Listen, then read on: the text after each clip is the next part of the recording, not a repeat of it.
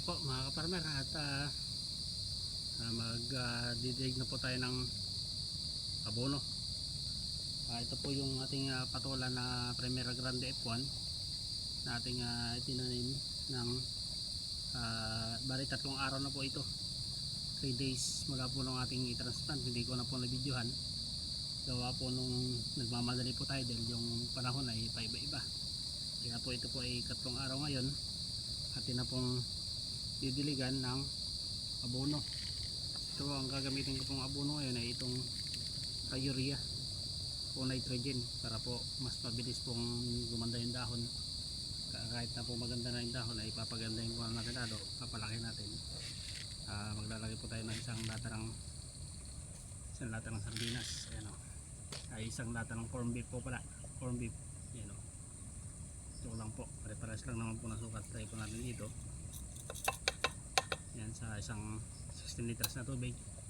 Tapos po lagyan natin ng itong Growers Bet 1000 Plus para po sa bacterial well tsaka ng fungus, lalo na po ngayon ay maulan, laging umuulan.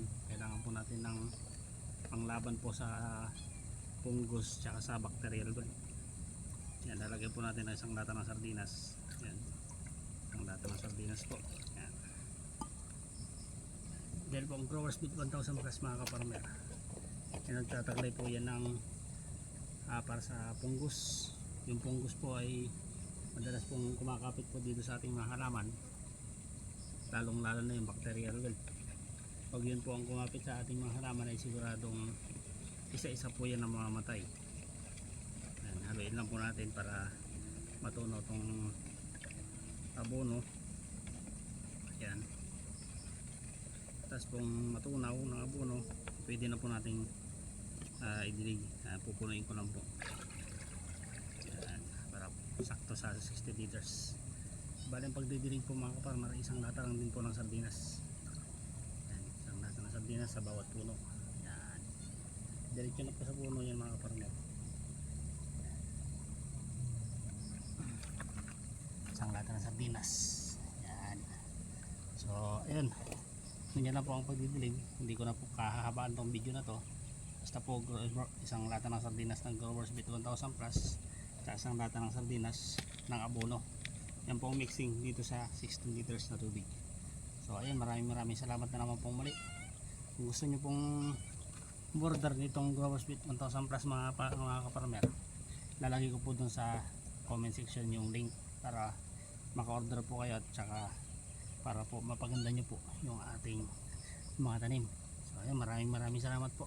Growers Bet 1000 Plus lang po. Hanggang sa muli, sana po meron na lang po kayo natutunan at Growers Bet 1000 Plus, sigurado po ang inyong mga tanim.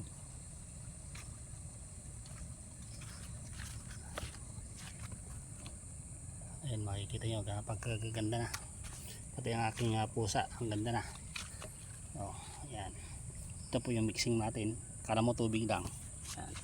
Nitrogen lang naman yun mga farmer, tsaka Growers Bet 1000 Plus. Ayan, ang ganda po ng ating mga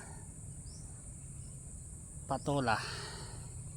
Wala pa po yung abono, gawa rin po ng ating nilagay na chicken manure, kaya po ganyan kabilis at kaganda ng ating mga itinatanim, gawa po nung chicken manure tsaka pag-spray po natin ng Growers Bet 1000 Plus. So ayun, hanggang dito na lamang pong muli mga kaparmer. Hanggang sa muli, maraming salamat po at God bless us all mga kaparmer. Hanggang sa muli.